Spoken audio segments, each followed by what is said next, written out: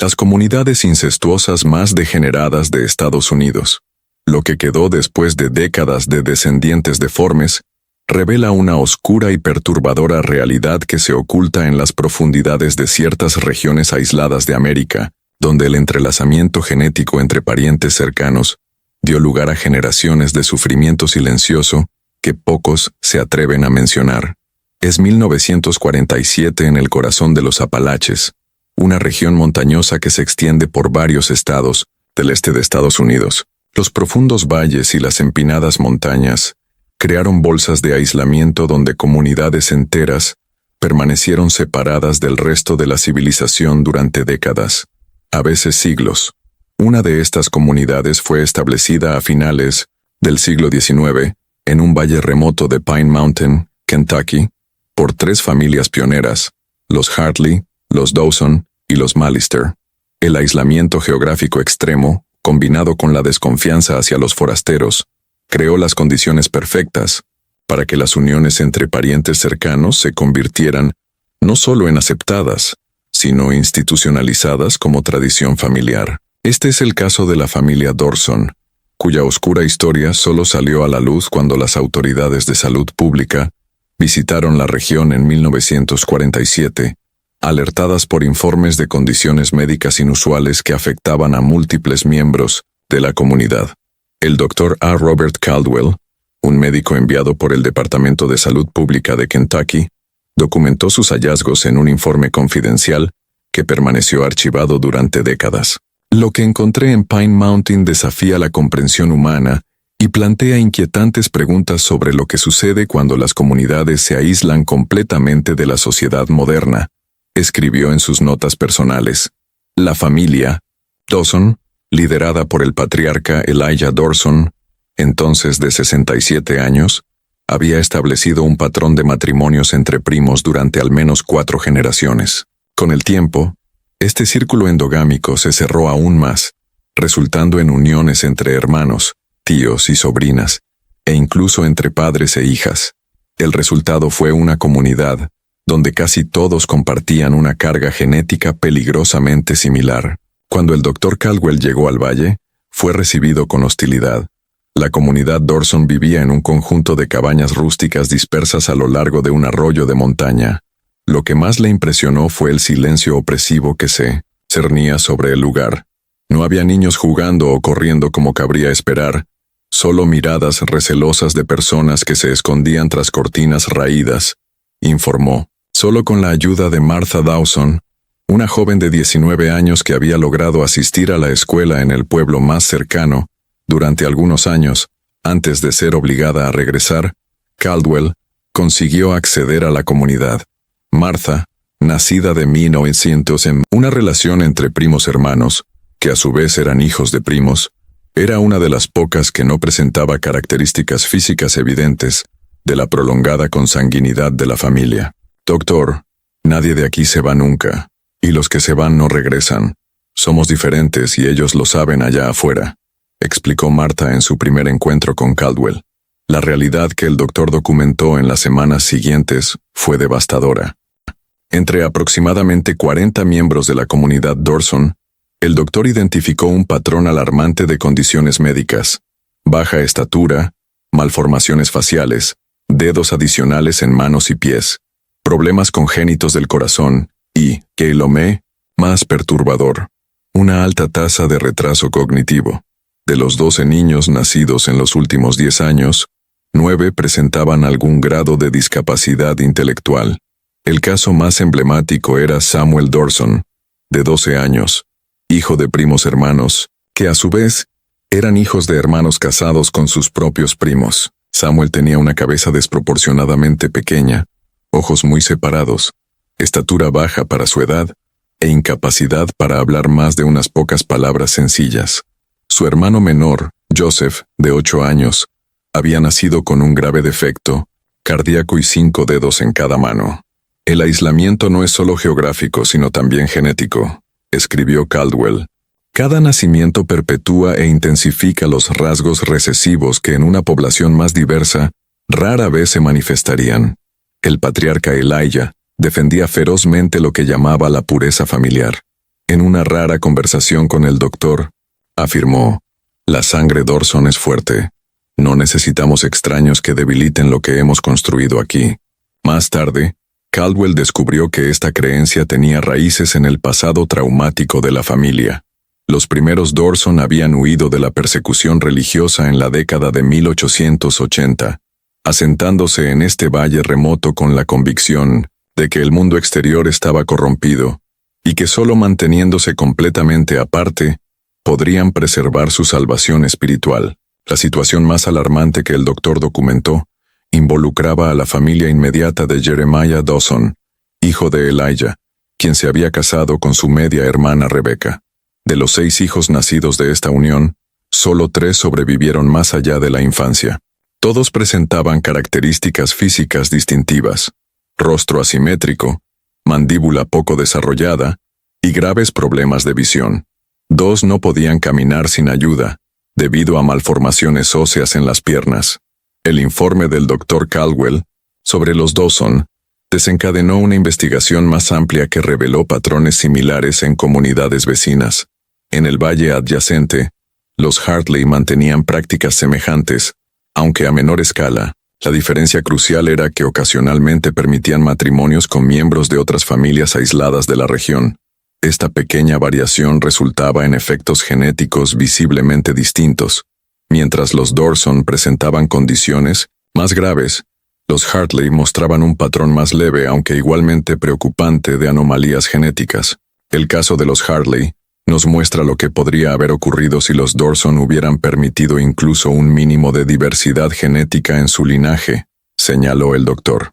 La diferencia es significativa, aunque seguimos observando resultados profundamente problemáticos. El patriarca de la familia Hartley, Thomas, de 58 años, había establecido una regla menos rígida.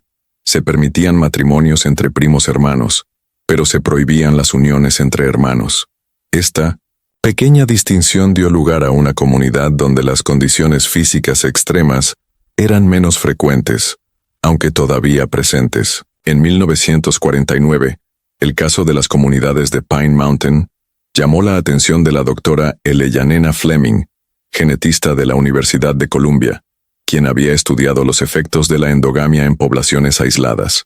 Con un permiso limitado y bajo constante vigilancia de los patriarcas locales, logró recoger muestras de sangre de algunos miembros que aceptaron participar en el estudio. Lo que encontramos en Pine Mountain representa un caso extremo de deriva genética en poblaciones aisladas, escribió Fleming en 1952 en un artículo científico que omitía nombres y ubicaciones específicas para proteger a las comunidades.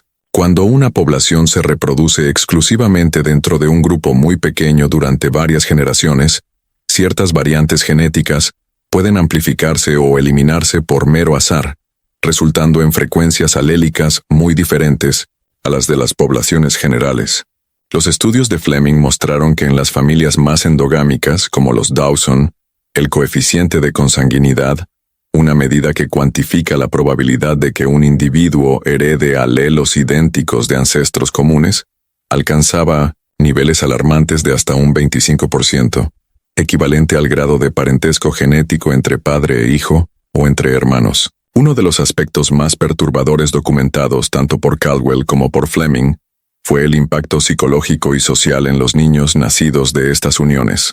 Daniel Dawson, un niño de 14 años nacido de la unión de primos segundos, que, a su vez eran hijos de primos, tenía una apariencia física distintiva que lo convertía en objeto de burlas en las raras ocasiones en que interactuaba con personas ajenas a la comunidad. Los ojos muy separados, la barbilla retraída y las proporciones faciales inusuales hacían que Daniel fuera inmediatamente reconocible como diferente, informó Fleming. Durante nuestra entrevista, mantuvo la mirada baja constantemente y habló en susurros casi inaudibles, mostrando claros signos de un profundo trauma social. Martha Dawson, quien inicialmente ayudó al Dr. Caldwell a acceder a la comunidad, reveló en conversaciones posteriores con Fleming que muchas de las jóvenes de la comunidad vivían en un estado constante de desesperación silenciosa. Nadie pregunta lo que queremos, confesó. Cuando llega el momento simplemente nos dicen con quién nos vamos a casar. Algunas intentan huir, pero ¿a dónde ir? Sin educación, sin dinero, sin conocer a nadie allá afuera. La situación de los Mallister, la tercera familia original del valle, ofrecía un contraste revelador. Aunque habían comenzado con prácticas similares de matrimonios entre parientes, una disputa familiar en la década de 1920 provocó que varios jóvenes abandonaran la comunidad. Los que permanecieron eventualmente se vieron obligados a buscar pareja en comunidades vecinas. Como resultado, en la generación más joven de los Mallister, las condiciones genéticas eran notablemente menos frecuentes. William Mallister, entonces de 61 años, le dijo a Fleming: «Mi padre solía decir que la sangre pura era sangre fuerte. Después de ver a mis sobrinos nacer de esa manera, empecé a pensar distinto. Ese de esa manera al que William se refería eran las graves deformidades que afectaban a casi el 70% de los niños nacidos en familias con mayores tasas de consanguinidad.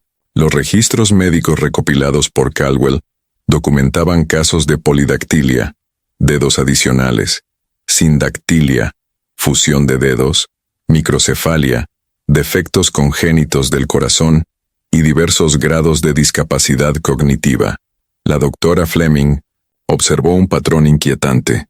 Con cada generación sucesiva de matrimonios consanguíneos, la gravedad de las condiciones aumentaba y la tasa de mortalidad infantil se elevaba drásticamente. En las familias con mayor historial de uniones, entre parientes cercanos, hasta un 60% de los niños moría antes de cumplir los 5 años. Las investigaciones en las comunidades de Pine Mountain también revelaron un fenómeno social perturbador. A medida que los efectos físicos de la endogamia se hacían más evidentes, las familias se aislaban aún más, temiendo el estigma y la persecución. Este aislamiento, a su vez, intensificaba el problema, creando un círculo vicioso que se perpetuaba por generaciones.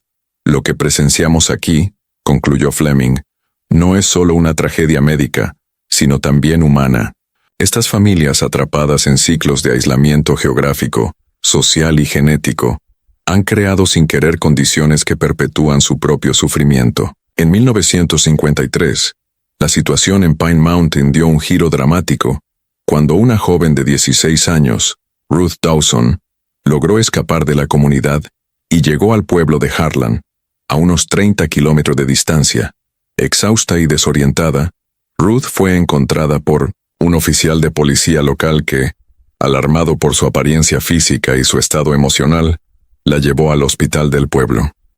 El doctor James Harrington, el médico responsable del caso, se sintió inmediatamente intrigado por las inusuales características físicas de la joven y por su historia fragmentada sobre la comunidad aislada de la que había huido.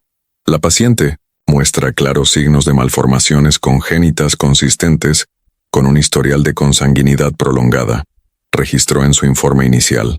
Su relato de prácticas de matrimonios entre parientes cercanos en su comunidad de origen es extremadamente preocupante.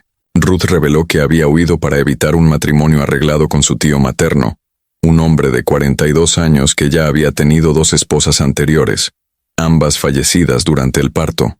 Vi lo que les pasó a mis primas, declaró Ruth a Harrington. Vi cómo nacieron sus hijos. No quería eso para mí. El caso de Ruth Dawson llegó a los periódicos locales, aunque con detalles limitados para proteger su identidad.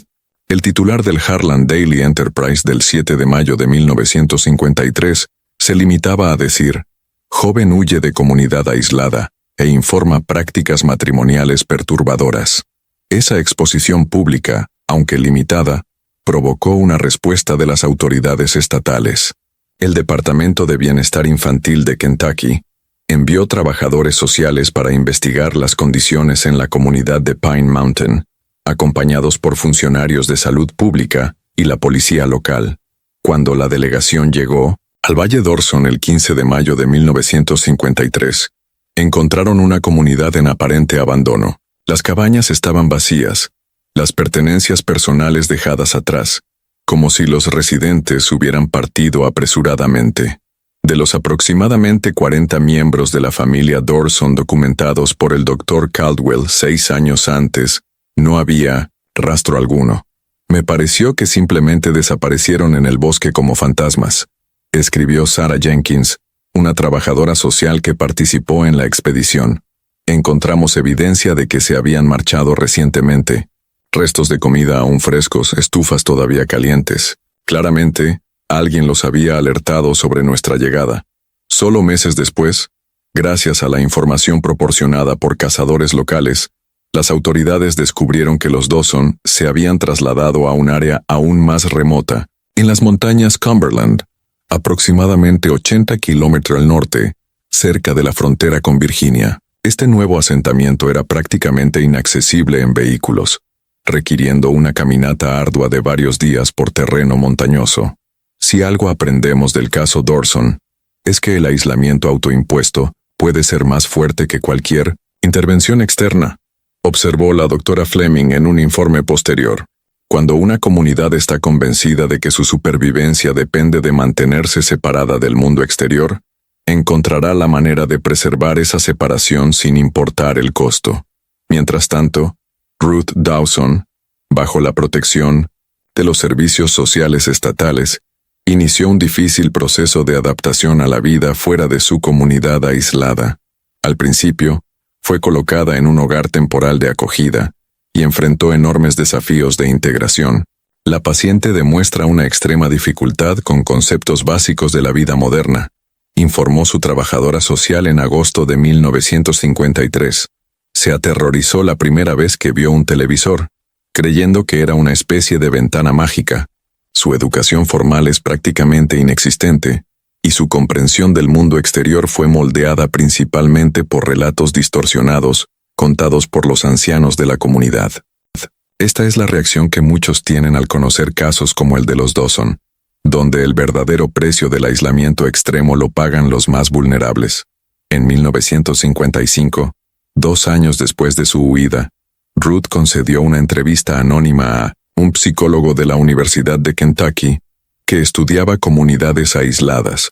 Esta entrevista, preservada en los archivos de la universidad, ofrece una rara visión de la vida dentro de una comunidad extremadamente cerrada y endogámica. Desde que tengo memoria, escuché que el mundo exterior era peligroso y pecaminoso, relató Ruth. Mi abuelo Elijah decía que nuestra sangre era especial, elegida, y que mezclarla con extraños nos debilitaría.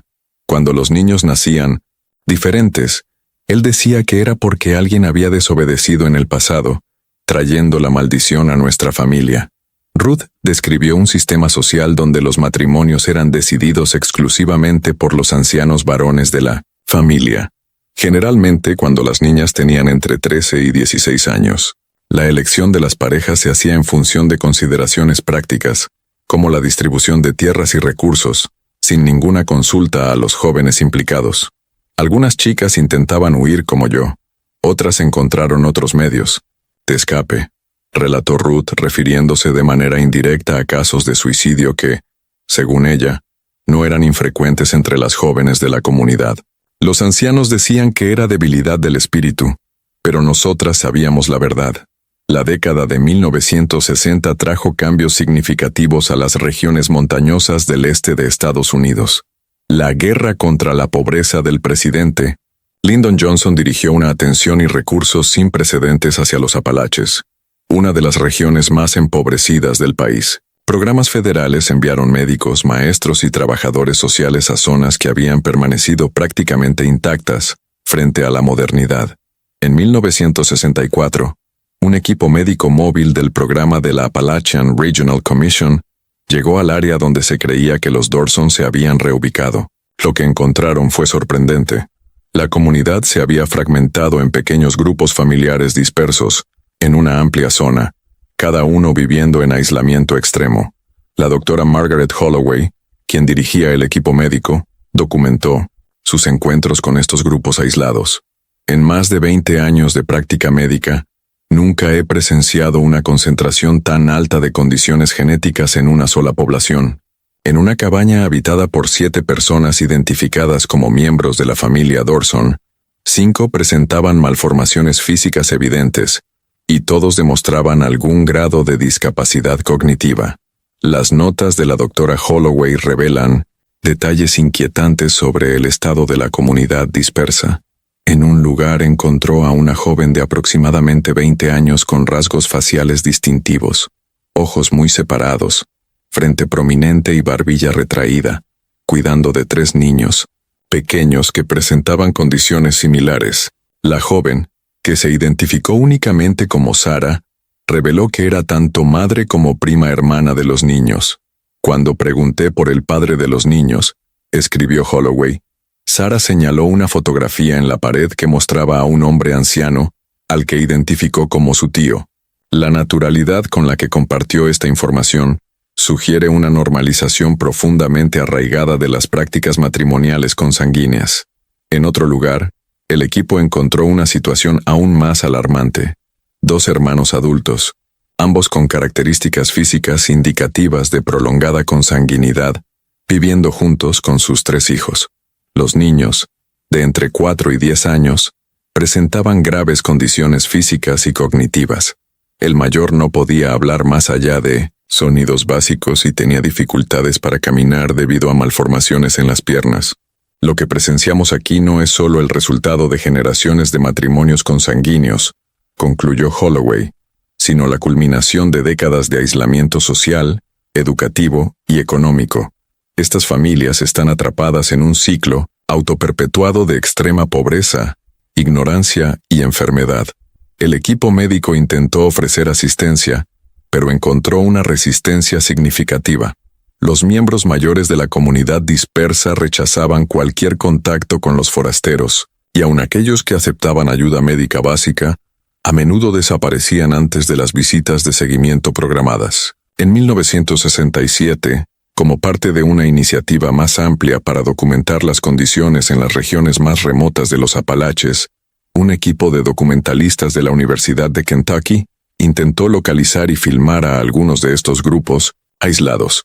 Su intento se vio en gran medida frustrado por la profunda desconfianza y el extremo aislamiento geográfico. Sin embargo, lograron entrevistar brevemente a un hombre que se identificó como James Dawson, entonces de aproximadamente 40 años, que vivía solo en una cabaña rudimentaria en la cima de una montaña. James presentaba rasgos físicos sutiles, pero distintivos. Dedos adicionales en ambas manos que mantenía ocultos bajo guantes incluso durante el caluroso verano, y un patrón de habla que los entrevistadores describieron como simplificado pero funcional. Mi familia siempre ha estado aquí, dijo James en la entrevista grabada, preservada en los archivos de la universidad. Siempre seremos de aquí. El mundo de allá abajo no tiene lugar para gente como nosotros. Cuando se le preguntó sobre su infancia y su familia extensa, James se mostró visiblemente incómodo. Antes éramos muchos, ahora somos pocos. Es mejor así. Menos bocas que alimentar. El documental nunca se completó, pero las notas del director ofrecen valiosas perspectivas. Lo que encontramos no fue una comunidad degenerada como describieron sensacionalistamente algunos informes anteriores, sino los fragmentos rotos de familias que durante generaciones fueron empujadas, y se empujaron a sí mismas, hacia los márgenes más extremos de la sociedad.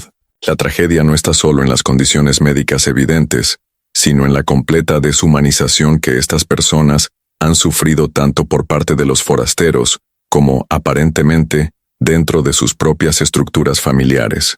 En 1972, un estudio genealógico detallado realizado por el Departamento de Antropología de la Universidad de Tennessee intentó mapear la historia completa de la familia Dawson y las familias relacionadas, utilizando registros censales históricos, certificados de nacimiento y matrimonio, documentos de propiedad de tierras y entrevistas con residentes ancianos de la región.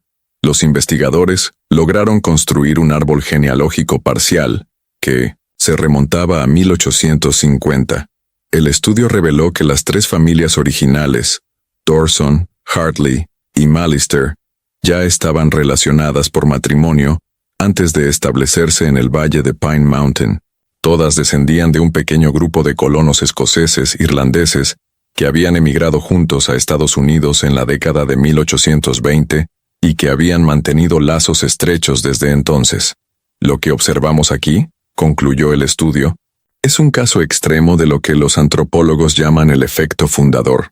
Cuando una nueva población se establece a partir de un número muy reducido de individuos de una población mayor, la base genética limitada, combinada con un aislamiento geográfico severo y prácticas de matrimonios endogámicos, crea una tormenta perfecta de homocigosidad genética.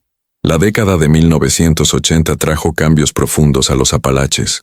La expansión de la minería, la construcción de nuevas carreteras y el avance de las telecomunicaciones redujeron significativamente el aislamiento que había definido a la región durante generaciones. Comunidades que antes eran prácticamente inaccesibles podían ahora alcanzarse en pocas horas en automóvil. En 1983, un equipo de investigadores de la Facultad de Medicina de la Universidad de Kentucky, dirigido por la genetista doctora Catherine Reynolds, inició un estudio integral sobre los impactos a largo plazo de la consanguinidad en poblaciones aisladas de los Apalaches. Utilizando técnicas recientemente desarrolladas para el análisis de marcadores genéticos, el equipo esperaba identificar patrones específicos de homocigosidad asociados con las condiciones médicas observadas en estas poblaciones. Con la ayuda de registros médicos históricos e información genealógica recopilada en estudios previos, lograron localizar y obtener el consentimiento de 37 individuos identificados como descendientes de las familias originales de Pine Mountain. Estos participantes estaban ahora dispersos en varios condados de Kentucky, Virginia y Tennessee, muchos viviendo en pequeños pueblos y habiéndose integrado parcialmente en la sociedad más amplia. Los resultados del estudio, publicados en 1986 en la Journal of Medical Genetics bajo el título Efectos a largo plazo de la endogamia extrema en poblaciones aisladas, un estudio de caso en los Apalaches, revelaron patrones genéticos preocupantes. Incluso después de varias generaciones de matrimonios con personas externas, escribió Reynolds, los participantes demostraban niveles significativamente más altos de homocigosidad que la población general. En particular, observamos múltiples variantes genéticas raras que aparecían con frecuencias inusualmente altas, consistentes con el efecto fundador seguido de deriva genética en una población aislada. El estudio identificó 14 variantes genéticas raras asociadas con condiciones médicas específicas, que se presentaban con una frecuencia hasta 20 veces mayor en esta población que en el promedio nacional. Estas incluían genes asociados con polidactilia, dedos adicionales, sindactilia, fusión de dedos, defectos congénitos del corazón y diversos síndromes que afectan el desarrollo cognitivo. Uno de los participantes del estudio, Michael Dawson, entonces de 42 años, había nacido en la comunidad original en 1941 y fue retirado por los servicios sociales tras la muerte de sus padres. Adoptado por una familia en Lexington, recibió educación formal y eventualmente se convirtió en contador.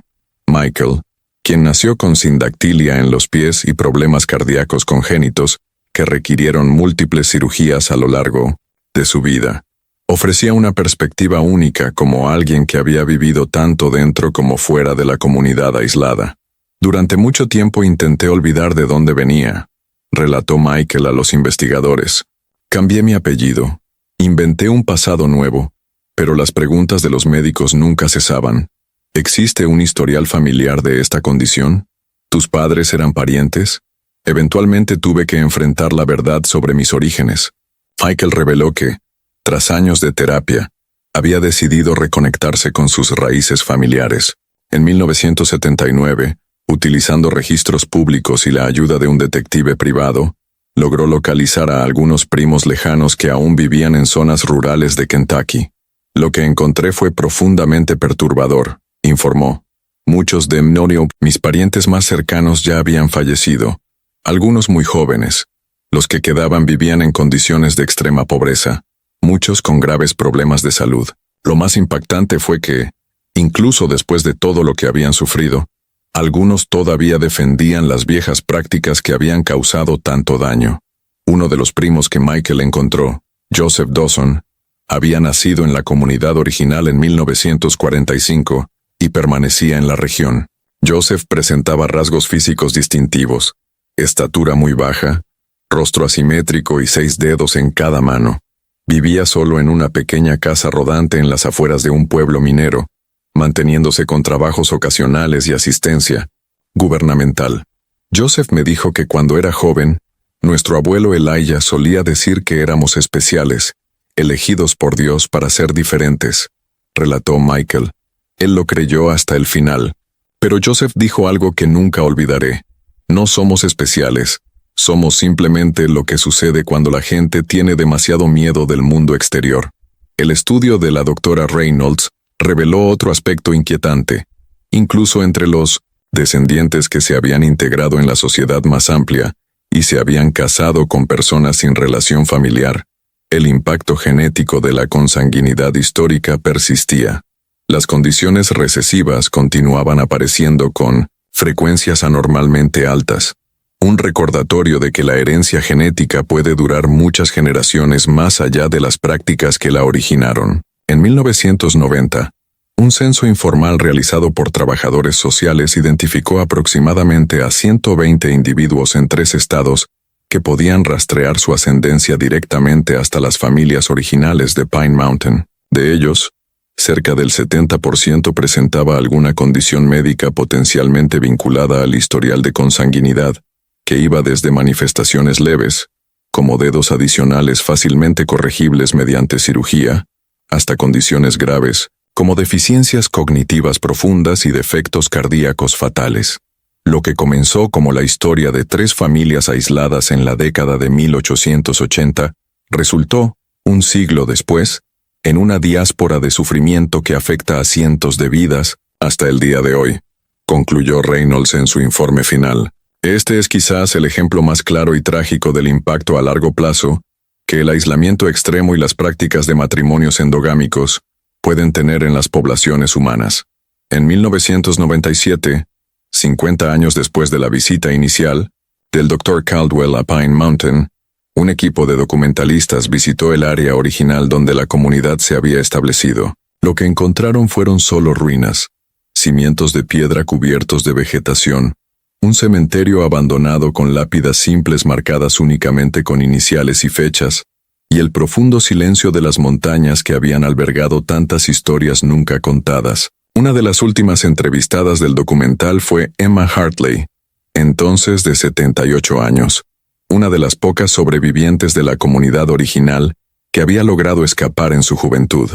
Viviendo en un asilo en Bristol, Tennessee, Emma ofreció un testimonio lúcido sobre los últimos días de la comunidad original. Cuando las autoridades comenzaron a aparecer en los años 50, el miedo se propagó como fuego, recordó. Los ancianos decían que nos iban a separar, llevarse a nuestros hijos, meternos en hospitales para gente como nosotros. Muchos huyeron más adentro de las montañas. Otros se dispersaron tratando de mezclarse en pequeños pueblos donde nadie hiciera demasiadas preguntas. Emma había escapado en 1951, a los 32 años, llevándose consigo a su hijo de 4 años, que había nacido con una condición cardíaca congénita. Se estableció en Bristol, donde trabajó como limpiadora, y eventualmente se casó con un viudo local. Mi hijo murió a los 12, reveló Emma con lágrimas en los ojos. Los médicos dijeron que su corazón simplemente no se formó bien. Yo sabía por qué, aunque no pudiera decírselo. Cargo con esa culpa todos los días. El documental, titulado Los olvidados de las montañas, se mostró en algunos festivales regionales, pero nunca obtuvo distribución nacional. Sin embargo, su impacto fue significativo entre investigadores y autoridades de salud pública, generando una renovada atención hacia comunidades aisladas que aún existían en los rincones más remotos de los Apalaches. En 2002, el Dr. Thomas Richardson, genetista de la Universidad de Vanderbilt, publicó un estudio exhaustivo analizando el impacto a largo plazo del efecto fundador combinado con la consanguinidad en poblaciones montañosas del este de Estados Unidos. Utilizando técnicas avanzadas de análisis de ADN, identificó lo que llamó firmas genéticas distintivas en ciertas poblaciones aisladas. Lo que observamos en los descendientes de las comunidades de Pine Mountain y similares no es solo el resultado directo de los matrimonios consanguíneos, explicó Richardson, sino el efecto compuesto de múltiples factores. Una población fundadora ya genéticamente limitada siglos de aislamiento geográfico y prácticas de matrimonios endogámicos. Estos factores combinados crearon islas genéticas, donde ciertas variantes raras se volvieron sorprendentemente comunes. El estudio de Richardson identificó patrones específicos de mutaciones genéticas que aparecían con una frecuencia hasta 40 veces mayor en estas poblaciones que en el promedio nacional. Particularmente preocupantes eran las variantes asociadas con condiciones cardíacas congénitas, que seguían afectando a los descendientes incluso varias generaciones después del fin de las prácticas de matrimonio consanguíneo. Uno de los casos más notables documentados por Richardson fue el de Amanda Dawson, nombre cambiado para proteger su privacidad, nacida en 1975 en un pequeño pueblo de Virginia Occidental.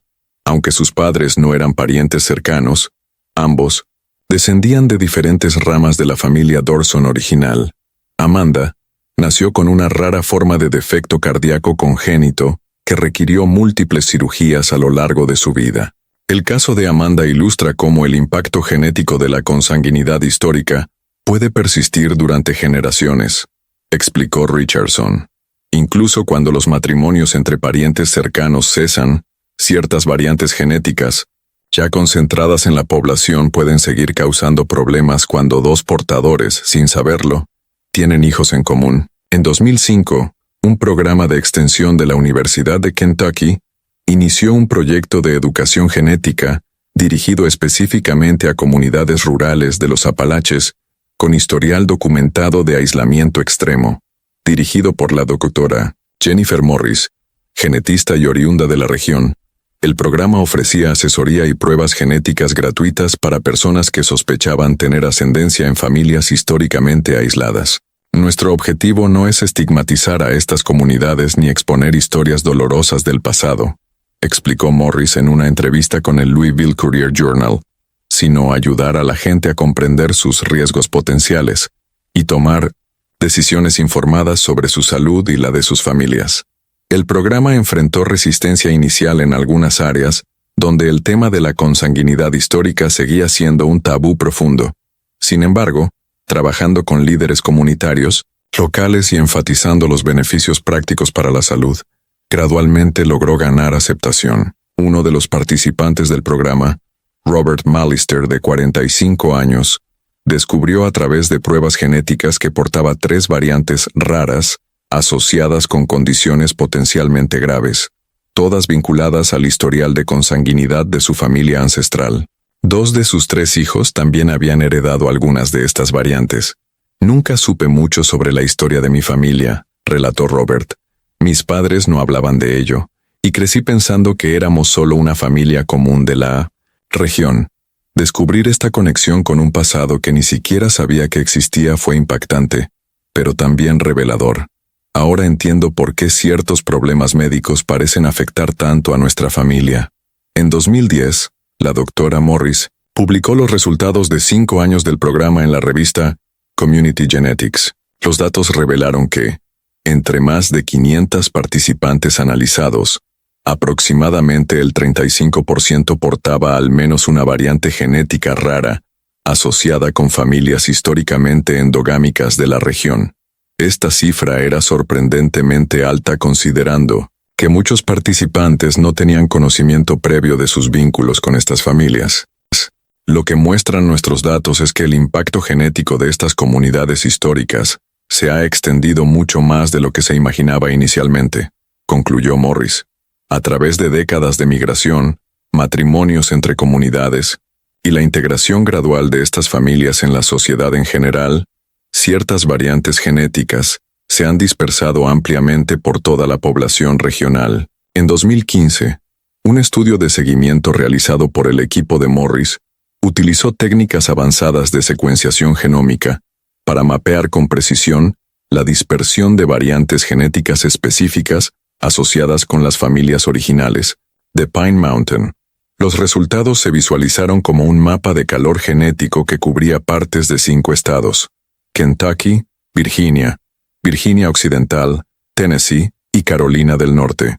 El mapa reveló concentraciones sorprendentemente altas de ciertas variantes en áreas urbanas como Knoxville, Roanoke y Charleston, ciudades a las que muchos descendientes habían migrado en busca de oportunidades económicas en las décadas de 1960 y 1970. Lo que comenzó como un fenómeno extremadamente localizado en los remotos valles de los Apalaches se transformó, con el paso de las generaciones, en un legado genético que afecta a poblaciones en un área geográfica mucho más amplia, explicó Morris. Esto no es solo una curiosidad histórica o médica, sino un recordatorio de cómo el pasado, incluso un pasado que intentamos olvidar o negar, sigue influyendo en el presente de maneras profundas y a veces invisibles. En 2020, la última investigación exhaustiva sobre el legado de las comunidades endogámicas de los Apalaches fue publicada por el Center for Human Genetics de la Universidad de Carolina del Norte, utilizando extensas bases de datos genómicos y registros médicos electrónicos. Los investigadores lograron rastrear la prevalencia de 27 variantes genéticas específicas asociadas con las familias originales de Pine Mountain. Nuestras estimaciones sugieren que hasta 75,000 personas que actualmente viven en los estados de los Apalaches pueden portar al menos una de estas variantes genéticas, reportó el estudio. La gran mayoría de estas personas probablemente desconoce por completo su conexión con estas comunidades históricas. Hoy, casi 75 años después de la visita inicial del Dr. Caldwell a la comunidad aislada de Pine Mountain, el valle original está desierto. Las cabañas rústicas han desaparecido desde hace mucho tiempo, quedando solo algunos cimientos de piedra y un pequeño cementerio abandonado como testigos silenciosos de una historia que la mayoría preferiría olvidar. Los descendientes de las familias originales ahora están dispersos por todo el país. Algunos conocen su historia familiar, muchos no.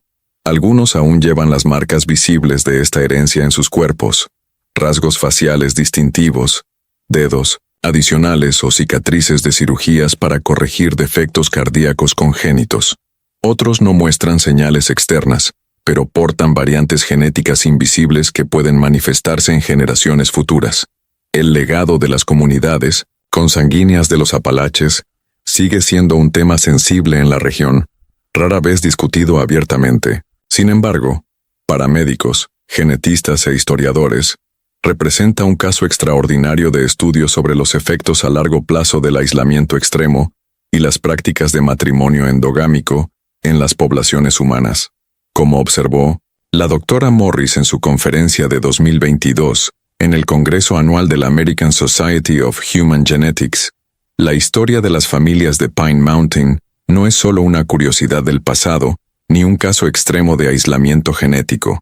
Es un recordatorio poderoso de la interconexión fundamental de todos los seres humanos y de los riesgos profundos del aislamiento, ya sea geográfico, social o genético. Cuando las comunidades se cierran por completo, sea por elección o por circunstancia, las consecuencias pueden resonar durante generaciones.